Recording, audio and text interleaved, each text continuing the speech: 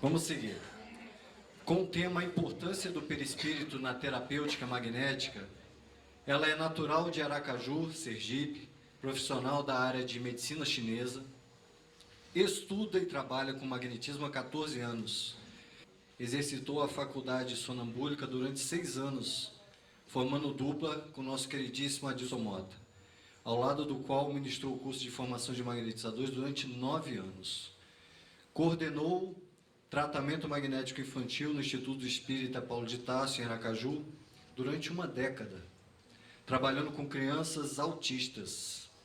Atualmente reside, graças a Deus, no Rio, onde aplica cursos reciclados na área do magnetismo. Para os nossos corações e também reflexões, Marcela Colotti.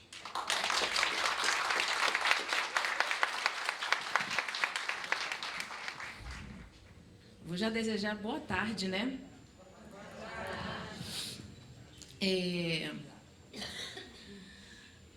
Perispírito, olhando assim por cima, parece um tema muito comum para a gente falar. Até porque Kardec aborda o assunto desde o primeiro livro, que é o Livro dos Espíritos, então, né, parece que é chover no molhado. Só que, infelizmente, nós espíritas ainda conhecemos muito pouco de perispírito. Não só o que já está escrito, porque já tem muita coisa escrita sobre perispírito, mas, além de não conhecermos o que está escrito, não avançamos a partir disso. Então, o que eu trago hoje aqui é mais do que uma apresentação para ensinar algo, é uma provocação, tá? Eu vou ser mais dura, eu vou chamar de intimação, para que quando eu terminar a apresentação a gente se sinta motivado a pesquisar mais sobre essa porção que nos compõe, tá? E como magnetizadores ou futuros magnetizadores, aqueles que estão aqui ainda iniciando nessa jornada, que estão estudando ou que estão iniciando a prática, mas todos nós temos condição de avançar na pesquisa e no estudo. E vocês vão ver, eu vou mostrar aqui a importância do perispírito para o nosso trabalho de magnetismo, tá? Aponta para onde? Para cá? Bom, aí eu trago logo um textão, não se assuste, não vai ser assim todos os slides, mas eu gosto de todas as denominações, todas as explicações que Kardec dá sobre perispírito nas obras dele. E aqui eu vou partir de Kardec, tá, gente? Eu sempre, nos meus cursos, nas minhas apresentações, eu gosto de fundamentar em Kardec.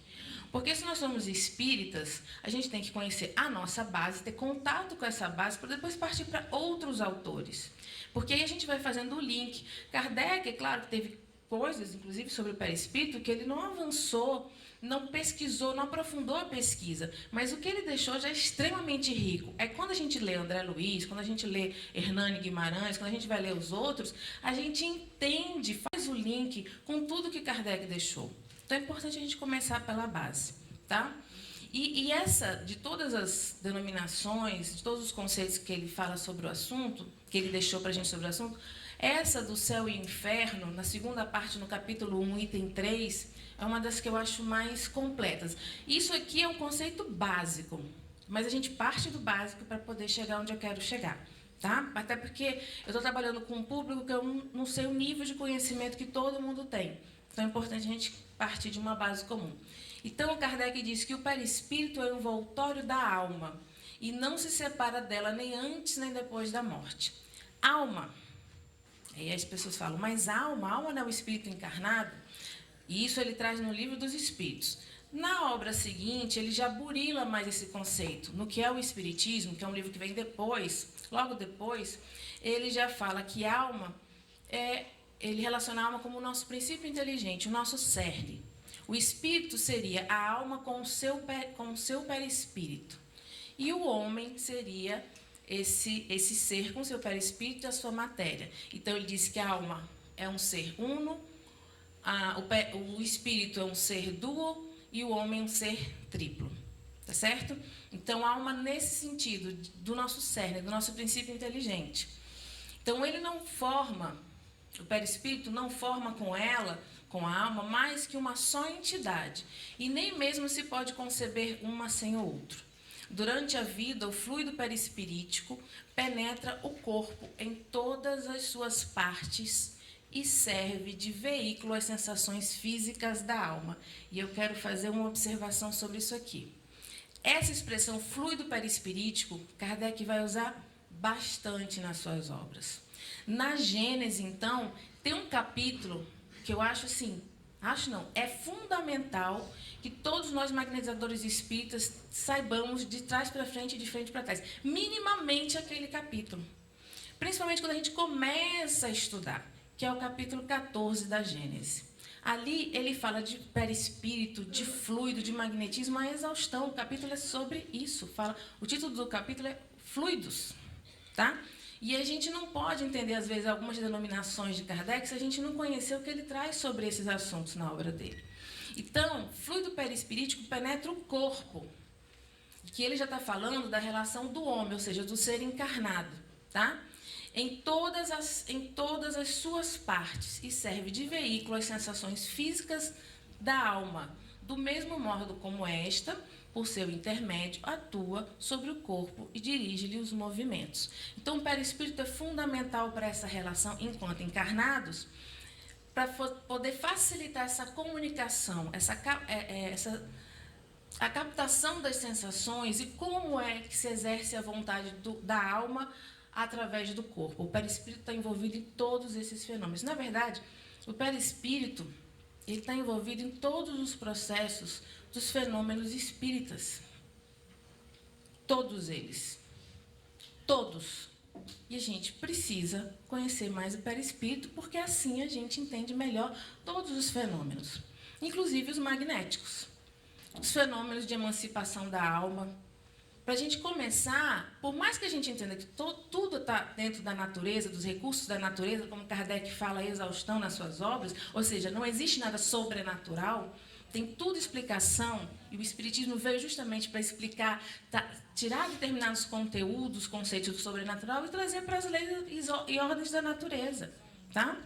E a gente, conhecendo o perispírito, a gente vai entendendo, as fichas vão caindo mais sobre essa necessidade de tirar tudo que a gente ainda tem dúvida do campo do sobrenatural, do místico.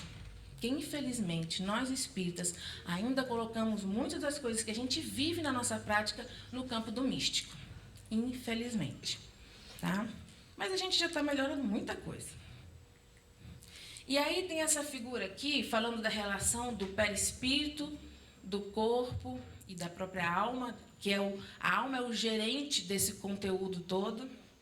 Eu gosto dessa figura aqui. Isso aqui é um cubo da 4ª dimensão. E eu gosto desse movimento para a gente entender a relação que existe entre a alma, o perispírito e o corpo. É uma relação, é uma dinâmica muito, muito viva, que a gente não sabe precisar, porque a gente estuda didaticamente, a gente vem, aí bota aquela figurinha aqui, o espírito é uma centelhazinha, né? Tem o perispírito, que é uma coisa assim, parece um homem pegando fogo, todo em chamas, e aí bota o homem lá com toda a silhuetazinha do corpo humano. Só que não é assim. A gente não está separada. A gente está nesse movimento constante. É a alma que gerencia tudo, influencia o perispírito influencia o corpo capta do meio, e aí, através do perispírito, às vezes imprime alguns registros no campo perispiritual, que é o nosso grande arcabouço psíquico. Os nossos registros das escolhas, das nossas experiências estão no nosso perispírito, e às vezes um acontecimento na nossa vida é captado pelos sentidos físicos, dão um start para que aquele conteúdo que já está ali guardado há tanto tempo se manifeste. Muitas doenças autoimunes surgem assim, né? A depressão, às vezes, surge de um fato específico, mas você já tem aquele registro psíquico guardado no seu perispírito. Então, essa dinâmica é assim, você não tem como definir, um está aqui, um está aqui. Não, a alma está no meio do perispírito, não tem como você definir isso. Então, gente, nós temos que abrir as nossas mentes para estudar o perispírito. Senão, a gente vai ficar bitolado, viver de antolhos e achar que tudo a gente coloca numa caixinha muito hermética. Tá? Então, para estudar o perispírito, tem que ampliar o nosso olhar. Quando eu comecei a estudar medicina chinesa, eu tive uma grande dificuldade de ampliar esse olhar. Eu era bem mais jovem, não sou muito jovem, os cabelos brancos é só reflexo. E eu tive dificuldade, porque eu estudar filosofia chinesa, vai falar de yin yang, de circulação de uma energia por uns canais, de órgãos e vísceras no campo sutil. Eu já era espírita, ou pelo menos achava que era, né? E eu tive muita dificuldade, tanto que eu tranquei o curso e voltei um tempo depois. Porque essa dificuldade que a gente tem que sair do concreto, do terra a terra. A gente quer tudo pela explicação da matéria. Eu gosto de usar a matéria como um início de um parâmetro e para a gente entender a complexidade do perispírito. Então, eu penso assim, se no corpo funciona assim, nesse grau de complexidade, no perispírito é muito mais complexo. Então, ainda como a gente está no concreto, então usa o corpo como um parâmetro inicial. Entende que a fisiologia do corpo é extremamente complexa. E pensa, o perispírito está muito além. Além de tudo, ele é que gerencia, através do gestor, que é a alma, ele que gerencia essas funções vitais. Na produção do fluido vital, para a economia da nossa própria vida, né? Para a gente se manter vivo. Então, temos que abrir e ampliar os nossos horizontes e os nossos olhares. Então, peri, essa expressão foi criada por Kardec, que vem do grego, que em torno, envolve, porque a nossa identidade como seres no universo se dá pelo perispírito. Nós, como princípio inteligente, se a gente... Não tem como você imaginar um princípio inteligente, um processo inteligente solto no universo. Então, para a gente ter uma identidade, a gente precisa do perispírito, que é o corpo espiritual, como alguns autores chamam, André Luiz gosta de usar, corpo espiritual. Perispírito é uma expressão que Kardec usa. E outros autores espíritas, depois de Kardec, também levantam essa denominação, mas usam psicossoma, corpo espiritual, modelo organizador biológico. São autores espíritas. E aí eu preciso pedir para vocês prestarem atenção numa coisa. Quando vocês forem estudar qualquer obra, seja espírita ou não espírita, não se amarrem nos conceitos, na nomenclatura. Aliás, não se amarrem na nomenclatura. Porque você fica preso na nomenclatura, você fala, eu vou ler agora Hernani. Hernani foi um dos maiores pesquisadores espíritas até hoje. Tá? O Hernani Guimarães, ele não usa, ele pode até citar quando ele faz referência a Kardec, mas nas obras dele, e tem uma obra específica que ele fala só sobre perispírito, ele vai usar a sigla MOB, Modelo Organizador Biológico. Se você está muito preso na nomenclatura, você vai perder o conteúdo que está escrito ali. Aí você vai ler uma obra da medicina chinesa, você vai ler uma obra sobre apometria. Aí fala, gente, mas essas nomenclaturas, esses nomes que eles dão, mas vai além do nome, vai para o fenômeno. Vai ver qual é o conteúdo que está envolvendo ali. Eu tinha muito preconceito com a apometria. Muito mesmo. Apometria, isso não é espiritismo, não quero nem saber. E o que acontece? Deus me deu a grande oportunidade de fazer amizade com o povo que eu amo. Um deles está aqui, Jairo, em São Jairo está sentado, que é de São Paulo. Que lá eles são magnetizadores, têm um trabalho lindo, e toda vez que eu vou para São Paulo, eu vou para lá aprender, na verdade eu vou lá ralar também, eu gosto de trabalhar com eles. E fui ver o trabalho, fui convidada, fui ver o trabalho de apometria, e dei a minha cara a tapa. Não importa se os nomes... Hã? Pode falar, meu amor, pode falar. Ainda bem que eu dei a cara a tapa, mas eu vou chegar lá porque qual é o aprendizado disso tudo? Não é porque eu aprendi sobre a apometria, mas eu pude me despir de preconceitos. Quando a gente se despe dos preconceitos, a gente avança como pesquisadores. A gente avança primeiro no aprendizado pessoal, e se nós aqui hoje estamos vestindo a toga de pesquisadores, tá? Dentro de todo esse conteúdo que Desi falou, ou seja, dentro de uma metodologia, porque sim, nós fazemos ciência espírita. Isso não é nada contrário aos outros dois aspectos do espiritismo, que é o filosófico e o religioso, tá? Então a gente precisa de se despir dos preconceitos, sair daquele primeiro horizonte que a gente vê que são dos nomes, os nomes estranhos, que a gente não entende porque tem aquela nomenclatura, mas ir para os conceitos. E como eu vi e vivi na prática, e olha, sou magnetizadora, sou sonâmbula, tenho dupla vista, tenho uma boa sensibilidade, então eu tinha todos esses recursos em mim. Na experiência do trabalho com eles, eu falei, gente, pode... Apometria, não sei o que é apometria, mas eu sei que isso que eu vi, vivi, observei, isso é magnetismo. E aí, eu gosto de citar sempre Paulo. E Paulo, para mim, o apóstolo Paulo é uma referência muito grande. Tudo é lícito, mas nem tudo me convém. Me convém em que sentido? Eu observo, vou ver o trabalho dos outros, vou ler livros, mas trago para a minha realidade. A minha realidade é a melhor realidade? Não, é a que eu dou conta nesse momento da minha evolução. É o que eu consigo aprender e trabalhar com aquilo. Isso não quer dizer que daqui a 1 ano, 2, 10 ou na outra encarnação, eu não esteja num outro patamar de entendimento. Mas eu trago para o meu trabalho. Então, eu dali já saí com a mente, né, pululando de ideias. O que a gente pode montar um trabalho a partir daquele conteúdo ali, não preciso chamar de apometria, mas eu usar os recursos, os efeitos magnéticos, a dinâmica de trabalho magnético ali, para um trabalho que qualquer casa espírita pode implantar, sem dar o nome de apometria, porque a gente usa os conceitos e não a nomenclatura. Então, a gente precisa abrir os horizontes, se despir dos preconceitos e estudar e investigar. Uma pessoa que se diga pesquisador de qualquer área e está cheio de preconceitos e não, isso aí não serve. Leia, usufrua, se envolva. Não, isso aí eu não dou conta. Eu gosto de dizer assim, que isso aí ainda eu não dou conta. Não quer dizer que eu não acredite em algo, que esse algo não exista. Isso é fato. Mas eu posso entender que no meu grau de intelectualidade, de moralidade, eu ainda não dou conta de me envolver com aquilo ali. E parto para utilizar o que eu aprendi ali no meu estilo de trabalho, no meu estilo de aprendizado, o nível de aprendizado que eu já adquiri, tá? Então, isso é um alerta para a gente pensar se a gente também não está carregando muito preconceito e embaçando a nossa visão quando a gente está diante de algo novo. Essas pessoas que Jacó falou ontem, que ainda bem que tem muita gente se incomodando, né?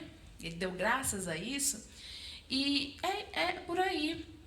Porque nós começamos pelo incômodo. Quando nós somos indiferentes, dificilmente a gente vai fazer algum movimento. Às vezes a gente começa no movimento contrário, mas é um movimento que começa a ser feito. Que são sementes que a gente vai abrindo o nosso espírito para essas sementes. Eu tenho esse contato agora, mesmo como detrator, lá na frente. Eu estou como semeador. Nós aqui sentadinhos hoje, tão bonitinhos, estudiosos, né? Ele mostrou ali que na Inquisição, na época da Inquisição, que muitos foram queimados, e aí o companheiro do lado assim, eu acho que muitos de nós queimamos magnetizadores, mulheres que tinham mediunidade, que tinham dupla vista, que foram queimadas como bruxas, provavelmente nós que colocamos essas pessoas atrás das grades ou queimamos elas. Por isso que estamos, mas as sementes começaram ali, porque a gente se incomodou. A gente começou um movimento, mesmo sem perceber que estava fazendo esse movimento. Mas já que temos o Espiritismo a nosso favor para abrir os nossos horizontes, ampliar o nosso entendimento, que a gente siga com cada vez menos preconceito para estudar. E use conforme a gente consegue lidar com aquilo no nosso momento de vida. Tá bom? Então, assim, o perispírito é importante. Esse tema é um tema de seminário, né? Então, eu estou fazendo de tudo para passar o mínimo, mas uma base que vocês possam seguir sozinhos a partir daqui. O perispírito é importante que a gente entenda a formação, funções e propriedades dele. Minimamente a gente precisa conhecer isso aí. Já tem muita coisa, muita obra falando sobre esses aspectos. Mas a gente pode ir muito mais longe, tá? Porque a gente vai ver que espiritismo, magnetismo, muitas vezes são praticamente sinônimos, quando não são realmente sinônimos. Mas a gente precisa saber como ele é formado. A partir do quê? Quem dirige essa formação? Como é que nós, quando entramos nessa fase luminal, como é que a gente constrói nosso perispírito? Ah, Marcela, mas isso aí é só teoria. Teoria que dá a estrutura mínima básica para a gente avançar. Para a gente trabalhar mais profundamente com as pessoas que nos chegam para serem tratadas pelo magnetismo, tá? Funções e propriedades. As propriedades, minimamente, tem que se saber pelo menos umas 7. Minimamente. Para você entender os fenômenos de emancipação da alma, para você entender a telepatia, né, que é um dos fenômenos de emancipação, como Kardec coloca no Livro dos Espíritos, para você saber como é que a gente aplica tratamento à distância. Precisa entender isso aqui. Senão, porque assim, muitas pessoas falam, tratamento à distância tem que ter mediunidade. Não, eu digo assim, você tem perispírito? Basta ter perispírito. Se você tiver perispírito, você consegue fazer tratamento à distância. Tá? Tem a minha amiga Érica, querida do coração, que trabalha, ela é de Niterói, mas trabalha lá em São Gonçalo, um grupo muito bom que eu conheci, e eu sou fã dela, porque ela faz esse tratamento, ela vai se apresentar hoje aqui, né? Eu perturbei muito ela, para ela, eu digo que você tem que botar isso a público, as pessoas precisam conhecer, porque são recursos que estão, todos os recursos que ela usa estão dentro dessas bases kardecianas, dos autores espíritas, e a gente tem contato com esses livros e não usufrui disso para montar um trabalho, como, graças a Deus, ela e a equipe dela montaram, de fazer um tratamento por corrente magnética à distância. Ela vai falar hoje aqui, vai dar um banho, tá? Mas precisa, para a gente não achar que isso é no campo do místico, da mediunidade, ou que são os espíritos que fazem, a gente tem que entender isso aqui. Para usufruir mais do perispírito, e eu acredito que todo mundo aqui tenha, né? Tem alguém que deixou em casa, ou ele congelou de frio, mas tem, né? Vai precisar, para avançar, precisa minimamente conhecer essas coisinhas. Eu amo essa figura. Quando eu vi, eu falei, gente, meu perispírito. Por que eu me remeteu ao perispírito? Gente, isso aqui é uma ideia, porque outro dia eu fui falar, isso aqui é uma ideia, a pessoa, não, mas aquela região ali é qual do perispírito? Eu digo, gente, isso é uma ideia.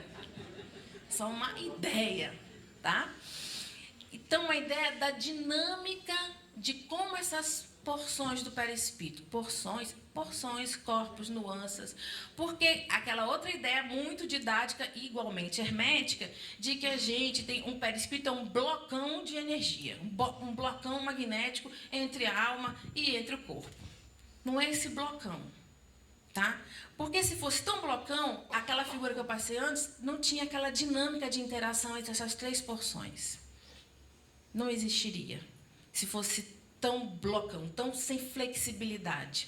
E aí, essa figura aqui me passa essa flexibilidade dessa relação, dessa inter-relação, dessa dinâmica da fisiologia do perispírito. Porque eu posso até não saber... Posso até discutir a ideia de corpos, não gosto da ideia de corpos. Então, nuances, porções, instâncias, é aquela coisa da nomenclatura. Tanto faz o nome que tu usa, desde que você entenda que existe uma inter-relação, uma dinâmica muito além do que a gente pode tentar escrever com os conceitos materiais que a gente hoje carrega. Então, eu gosto de fazer até uma brincadeira e pensar assim. Vocês veem que aqui a gente tem uns pontos mais fixos, né? Tem uns pontos fixos, tá vendo? A partir desses pontos, eu tenho uns raios que se movimentam, tá? Com uma determinada velocidade. Vamos dizer que essa região aqui seja a região mais em contato com a matéria orgânica. Ou seja, tem um nível de densidade maior e uma dinâmica um pouco mais lenta. Apesar de ser muito mais rápida do que a dinâmica do corpo, mas é mais lenta em comparação a outras porções que estão mais nessa região. Aí, à medida que a gente vai se afastando, vê que a velocidade dos raios muda, tá vendo? E eu já não tenho esses pontos fixos. E aí eu vou me aproximando, eu vou vendo que tem um nível de profundidade que os nossos olhos, que só acompanham até 2 dimensões, elas parece que está tudo meio plano, mas tem uma profundidade. E à medida que vai aprofundando, a dinâmica é muito maior. Tá vendo a velocidade? E esses raios, eles são tão rápidos e tão delicados que você já não consegue nem contar quantos raios tem. Então, vamos imaginar que aqui eu estou trabalhando numa região mais periférica e, à medida que eu vou para níveis mais profundos do perispírito, eu tenho uma dinâmica muito maior, uma fisiologia muito mais ágil, de lidar com energias cada vez mais sutis, até aquelas que são gerenciadas em primeira ordem pela alma. O André Luiz, ele fala de corpo mental, que seria o corpo mental aquilo que envolve diretamente o princípio vital. E a partir desse corpo mental, ou desse campo mental, eu gerencio todas essas porções do meu perispírito e a matéria enquanto encarnado. Tá certo? Tudo isso que eu estou falando, gente, a boa parte do que eu estou explicando a vocês vem de estudo de obras espíritas e prática do magnetismo.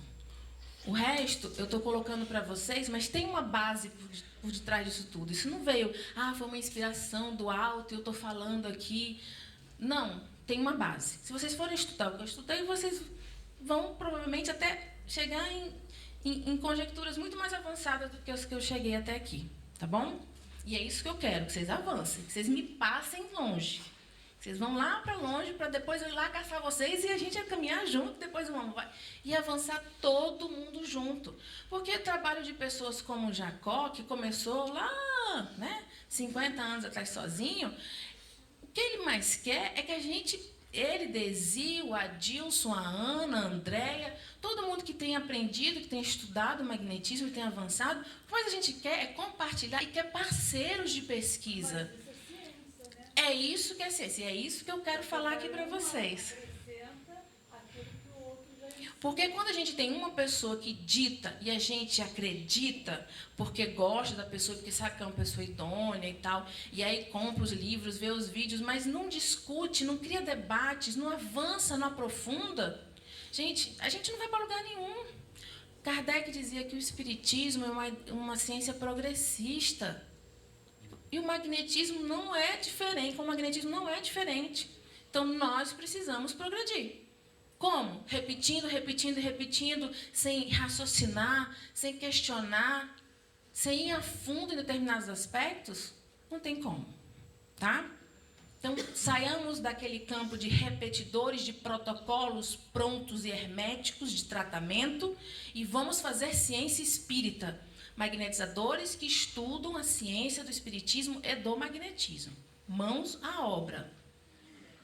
E aí, gente, eu até mostrei aquele cubo de 4D, e eu queria dizer a vocês que o perispírito, ele está a partir da quarta dimensão. Ele interfere e atua na terceira dimensão, que é essa que nós nos encontramos, onde nós temos profundidade, largura e comprimento, mas o perispírito ele vai da quarta em diante. Ele tem o tempo. Por isso que a gente pode andar para o passado, andar para o presente, porque o nosso perispírito, a gente pode expandir e estar aqui, eu estou aqui, mas estou vendo o que está acontecendo lá fora. Isso não é mediunidade, isso é anímico. Desi acabou de falar isso, que a dupla vista é um recurso anímico. Anímico é o quê? É nosso, é conteúdo do nosso perispírito. São as capacidades sensoriais do perispírito. Tá certo? Então, a gente tem que abstrair, abrir um pouco mais os nossos horizontes quando for estudar o perispírito, porque ele está além dessa dimensão, ele está a partir da quarta dimensão. Tá? Eu digo a partir porque são muitas, e quando chegou na sexta dimensão, eu digo, eu não aguento mais estudar. E aí você se permite dizer, eu não dou conta. Então, eu cheguei até a estudar a sexta, e eu disse, não vou além. Não vou além porque é muito para a minha cabeça, pelo menos nesse momento. Tá? Então, eu digo que ele está a partir da quarta dimensão. E aí, dentro dessa composição, a gente estuda... Hoje em dia, a gente estuda muito anatomia, fisiologia e patologia orgânicos. Né? Então, tem grupos que se dedicam, magnetizadores que se dedicam a mexer na sinapse, no DNA das células. Gente, isso é fantástico. Eu ainda não dou conta. Eu sinto que a minha trajetória pelo magnetismo não é avançar aí. Mas isso é uma escolha minha. Não quer dizer que está certo nem errado. Pelo contrário, eu sou fã dessas pessoas. Porque o nível de foco que se tem num trabalho só pode chegar nesse nível se tem muito foco no que você está fazendo. É um exercício da vontade em grau máximo. Não é a vontade no sentido vaidosa, eu consigo, mas saber que o magnetismo e aliando a vontade com o recurso magnético que eu tenho, eu posso ir lá. Sim. Por que não? Posso sim. Como acontece, eu não sei. Mas, se tem gente conseguindo, é possível para todos nós. Porque a gente que dá curso há muitos anos, eu tenho comigo muito zelo quando a gente passa informação para vocês. Por quê? Porque eu tenho que passar algo que seja possível qualquer um de nós realizar. É diferente quando eu tenho um talento muito meu e aí eu vou falar para vocês e vão dizer, mas como é que faz? Não, mas só eu consigo fazer. Ou meia dúzia de pessoas no mundo. Eu não gosto de... Eu tento, quando eu percebo alguma coisa no trabalho, eu digo, eu tenho que ver se outras pessoas conseguem.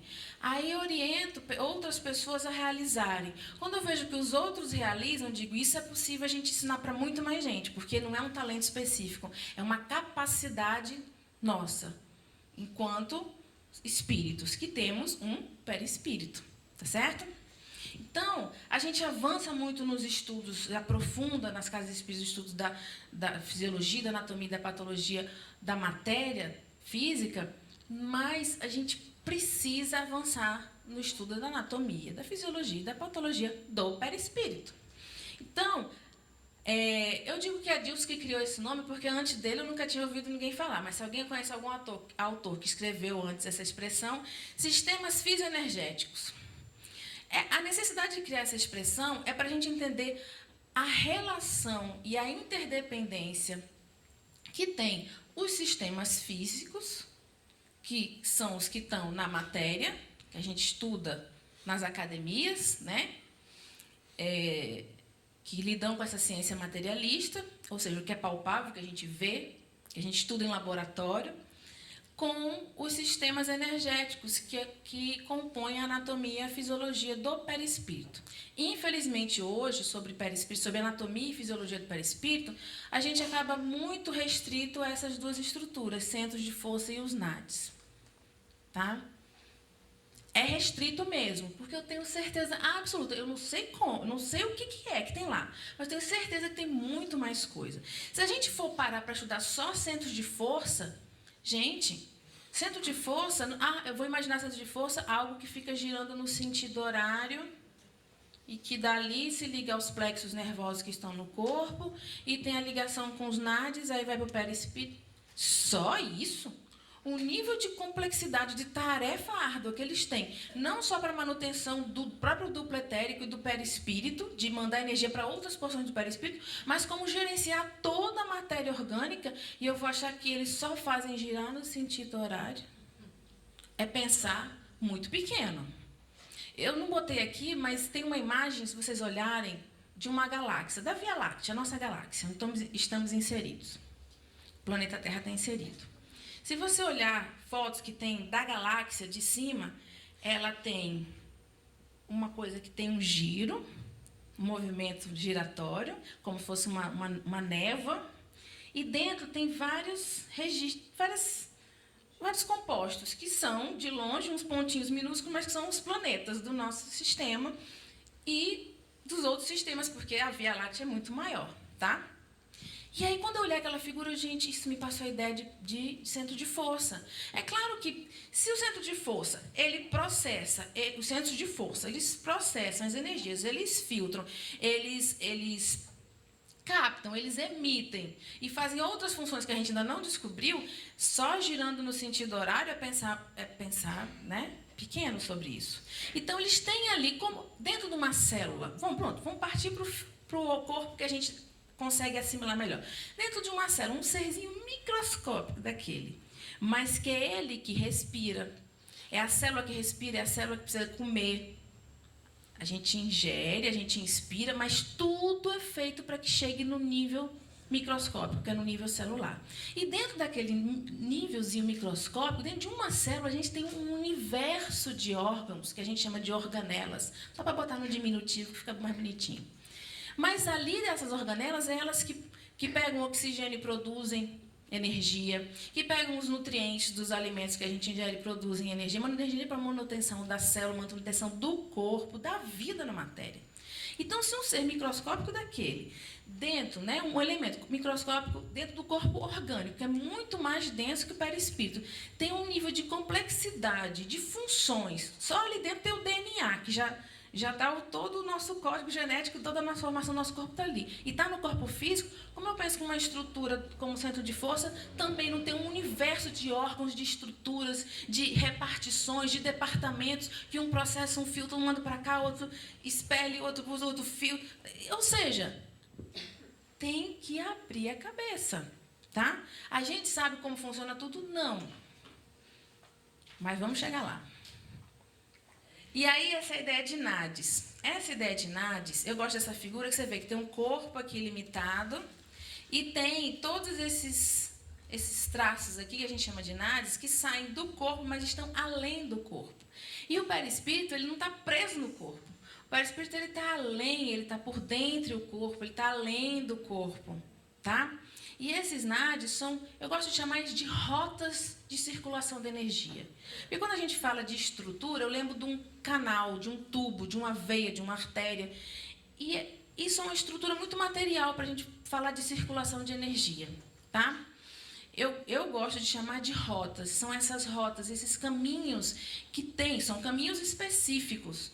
Né? Como o filme de ficção científica, que a gente vê com lugares que não tem estradas, que os carros eles voam, mas você vê que os carros voam dentro de uma estrada que não existe, mas todo mundo, quem viu Jetsons, desenho animado, pessoal da minha idade, assim, né? Que eles vão, os carrinhos vão uns por cima, uns por baixo, numas rotas que não tem nada material, não tem uma estrutura material. É como se fosse uma rota magnética, onde todo mundo sabe e fica como imantado, circulando exatamente por ali e tem um sentido, tem uma direção. Então, os NADES, para mim, funcionam como essas rotas. E muitas vezes, problemas físicos que a gente tem, e aí eu quero fazer que é fundamental, e aí eu preciso comer um pouquinho de tempo, porque isso é a base do que eu quero dizer.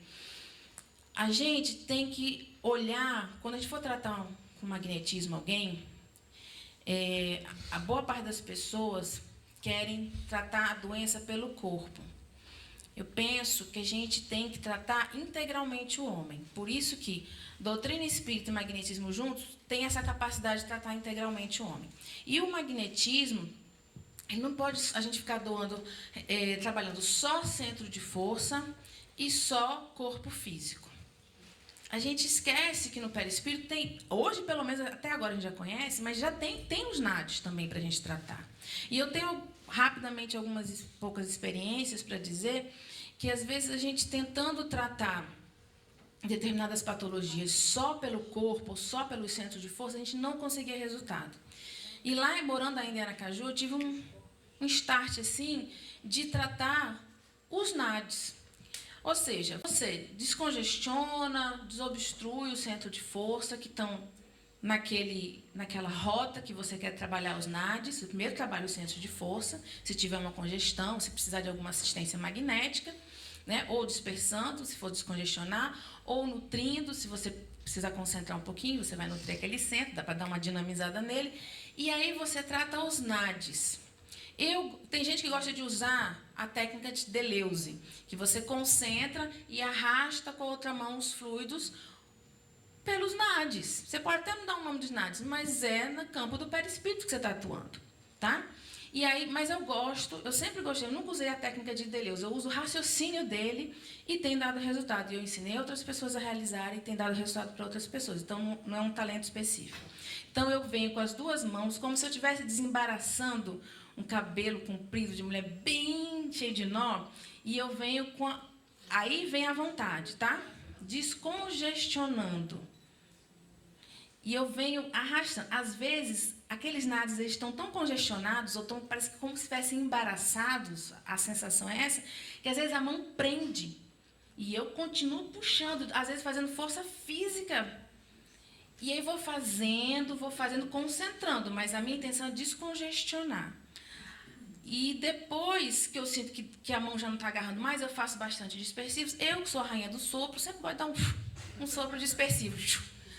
No trajeto que eu trabalhei, tá? Não é um sopro parado, é eu fazendo um sopro pelo trajeto que eu estou trabalhando. E aí, só assim que a gente conseguiu debelar algumas queixas físicas. Porque tratando as estruturas físicas e tratando só o centro de força, a gente não conseguia. O primeiro caso foi um caso muito impressionante. Ele não conseguia nem dormir. Ele dormia sentado porque ele não conseguia deitar. Nos primeiros passos, a pessoa concentrou muito nos ossos, na coluna, e ele urrava de dor. E ele se sentia pior a cada semana. Quando ele veio parar no nosso trabalho, porque ele teve que sair daquele dia, esse paciente, e aí me veio essa ideia da gente trabalhar os NADs dele, não fazer nada no corpo físico, nada. E a gente fez só nos NADs. Pois ele ficou, e ele estava com problemas como impotência, estava desenvolvendo uma depressão, ou seja, agregado à queixa física dele, tinha outros aspectos. E aí é essa visão integral que a gente não pode fugir, tá? E resumo da ópera, eu e todos os magnetizadores do trabalho fizemos, é a mesma técnica, aí é que vem a ciência, a gente fez do mesmo jeito para ver se, não era um talento meu, mas todo mundo fazendo, com seu tipo de fluido, mas a gente seguindo aquele roteiro, porque isso também é estudo, a gente viu que funcionou. Em 3 meses a gente deu alta a ele. Uma queixa que ele tinha anos carregando com ele. Hã? Tudo, limpou tudo. Tá? E aí eu comecei a ampliar o raciocínio. Então, geralmente, queixas de ossos, de contração muscular e ombro, joelho, quadril, esse daí a gente consegue. É aquela coisa. Todo mundo fica curado por essa técnica? Não ainda. Porque a gente está ainda avançando. Mas eu vou dizer, isso quando eu faço, eu não trato o corpo físico. Eu trato centros de força e trato os NADs com essas técnicas. Para membros inferiores, para bursite, e a gente tem conseguido debelar a queixa e a maioria das pessoas a gente tem conseguido curar, ou seja, é um tratamento que até não demora muito. E todos os magnetizadores que praticaram têm as mesmas sensações que eu tenho, mesmo que eu não tenha dito a eles a sensação, ou seja, eu não sugestionei ninguém. E isso é ciência, tá? Aqui eu vou pular porque eu já falei da ideia que eu queria passar, mas como ele falou, vão ficar os slides aí, né, para o pessoal. Tem 2 coisas que eu preciso falar. Relação magnética e tato magnético, que é o próximo, é só uma figurinha, não tem nem texto. Não adianta a gente achar que vai avançar nos estudos do magnetismo se a gente não entender e não praticar a relação magnética. Tem muita gente praticando a relação magnética, uma coisa que não tem nada a ver com a relação magnética, não é que não tem a ver, é muito pouco, é assim, achando que colocou a mão aqui, vem com a mão lá longe sobre o coronário, sentiu alguma coisa? Ah, então já senti o campo magnético, pronto, eu já fiz a relação, já vou para o tato. É muito maior. Relação magnética a gente faz o tempo inteiro sem sentir com as pessoas, tá? E aí eu tenho feito uns exercícios e todos os seminários, do curso que eu estou dando, eu faço esses exercícios onde a gente faz a relação magnética sem a mão. Para a gente ver que não é a mão que sente as coisas. E não é a mão que entra em relação. É o meu campo magnético, a partir principalmente do meu perispírito, que entra em relação com o campo do outro, que é projeção principalmente do perispírito dele. A partir desse momento que eu exercito a minha vontade e entro nessa relação magnética, eu vou por campos que a gente ainda não sabe onde a gente vai, onde a gente pode chegar. Como eu entendo que o perispírito tem nuances, tem corpos, tem porções, a gente trabalha muito ali no duplo e um pouquinho além do duplo, mas a gente pode ir fundo. E eu, na minha prática, e eu não vou nem explanar sobre isso, porque ainda estou ainda experimentando, nessa relação magnética, às vezes senti coisas que, atavismos psíquicos, que estão lá em outras regiões mais profundas, que a gente, com as técnicas de passe que a gente aplica hoje, a gente ainda não consegue chegar. Mas a gente vai avançar. Então, conseguir, depois que eu chego nessa região, movimento aquilo magneticamente, mesmo que não use os braços para movimentar, mas continua sendo magneticamente, por quê? Porque eu tenho o meu perispírito ligado ao perispírito dele. Ainda estou falando de magnetismo, tá? Então, a gente precisa estabelecer bem a relação. Por quê? Porque aí o meu tato vai ficar muito mais preciso, vai ficar profundo, as minhas percepções vão ser cada vez mais profundas, e aí eu vou aplicar as técnicas que precisam ser aplicadas no local certo, e isso otimiza o nosso tempo, inclusive da aplicação de passe. Ou seja, eu preciso de uma boa relação magnética. Tem gente que bota a mão aqui, desce, ou seja, gasta 30 segundos com relação magnética. Se você está muito bem treinado, 30 segundos eu acho que é até suficiente. 1 minuto, 30 segundos. Mas se você está treinando, invista nesse momento da relação magnética. Vocês vão ver o quanto vocês vão perceber, o nível de diagnóstico de vocês vai melhorar e o tratamento vai ser otimizado, tá? Então, é um convite, um desespero, uma solicitação para que a gente possa estudar junto, tá? Porque eu não quero chegar lá sozinha, gente. Eu não quero avançar sozinha.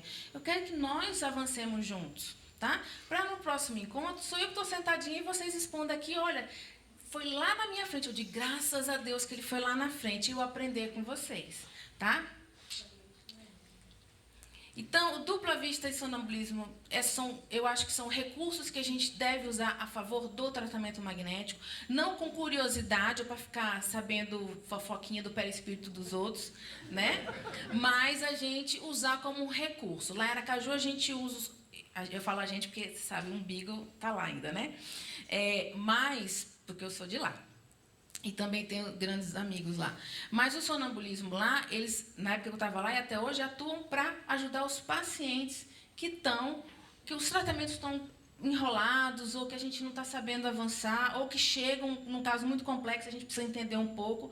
Não usando o sonâmbulo como guru, tá, gente? Mas usando a faculdade anímica dele para observar. E nós, com a nossa faculdade anímica, que está no tato e na dupla vista, porque a dupla vista todos nós temos. Que eu digo, tem perispírito, então tem dupla vista. O negócio é que a gente fica toda hora duvidando. Isso é coisa da minha cabeça. Isso é imaginação. O tempo, eu sempre digo, a gente está onde a nossa mente, o nosso foco está. Se eu estou preocupado que aquilo é imaginação, é lá que eu vou estar nessa preocupação. E aí eu perco a oportunidade de exercitar a minha dupla vista. Tá?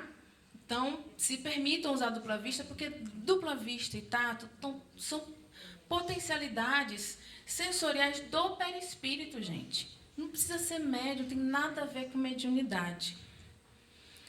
Essa palavra, tornar o perispírito autossustentável, para mim é fundamental no tratamento magnético. Por quê?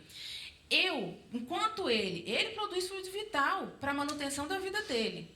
Mas a partir do momento que, por algum problema, que eu ainda não sei, mas que ele passa a não produzir fluido vital suficiente para a manutenção da vida, tanto no corpo quanto do próprio perispírito, para a organização da fisiologia perispiritual, ele vai precisar de uma fonte externa. Essa fonte externa se chama magnetizador.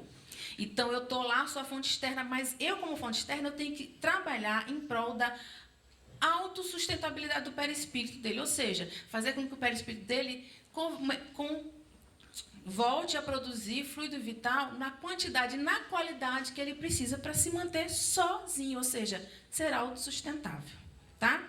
Então, se eu faço muito na célula física, mas não trabalho o perispírito, que é o mantenedor dessa vitalidade do corpo, eu vou deixar ele dependente dessa fonte externa de fluido vital, sabe lá por quanto tempo.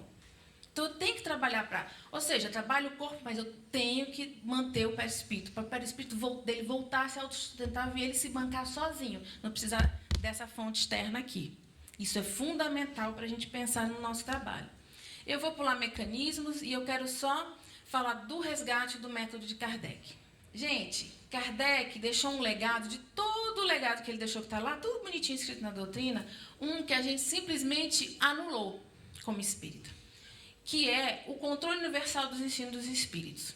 Então, a gente, como eu falei, tem muita obra falando sobre o perispírito, é legal, e é preciso que a gente leia, que a gente avance, que a gente estude o que já está escrito, mas para a gente avançar, a gente tem que usar os recursos que a gente tem dentro da casa espírita, ou se não tem, mas está no universo que o espiritismo estuda e trabalha, e compõe o espiritismo, que a gente não utiliza, ou seja, reuniões de evocação no sentido de estudo, porque foi assim que a doutrina foi codificada.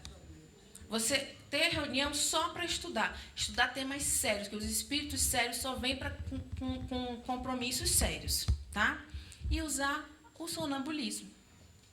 O sonambulismo como recurso também de estudo. Sonâmbulos e magnetizadores que formem duplas, que trabalhem sistematicamente, tudo com horário, dia, tudo certinho, e a gente poder estudar o perispírito. Então, traço umas questões. Aí eu passo para o grupo de Emmanuel. Ele vai reproduz lá com a reunião de evocação dele, ou com os sonâmbulos dele. Aí eu vou, mando para São Paulo lá para o pessoal de Edgar, e aí Edgar faz as mesmas questões, e aí mando para o pessoal lá em São Gonçalo, mando para o pessoal em Pelotas, mando para o pessoal, entendeu? As mesmas questões. Só que os sonâmbulos e os médios não sabem a profundidade que a gente está pesquisando. E aí a gente retoma aquilo. Olha, todos os sonâmbulos viram NADs do mesmo jeito, e viram isso, isso e isso. Aí a gente começa a fechar uma ideia e aí avançar. Isso é fundamental. E eu quero só terminar deixando a frase aqui de Kardec, que eu tanto amo. Eu amo Kardec, tá, gente? Eu sou... Porque toda vez que eu leio as obras dele, eu me apaixono mais por ele. A Amélie que me perdoe, mas é uma paixão fraternal. Porque você vê a alma daquele homem e lê Kardec na ordem cronológica do que ele escreveu, você vê o quanto ele avança. E a humildade dele de, às vezes, burilar... Ele não tem vergonha de dizer assim, olha, essa ideia que eu mudei, ou eu burilei, aprofundei, porque eu vi que aquilo que eu estava achando era muito raso. Quer dizer, ele não diz isso, mas você vê que ele avança. E a gente vê que realmente o Espiritismo é uma doutrina progressista, porque o próprio codificador demonstrou isso. E eu concordo e fecho com Kardec nisso aqui. Somente faremos notar que no conhecimento do perispírito está a chave de inúmeros problemas até hoje insolúveis. Muito obrigada.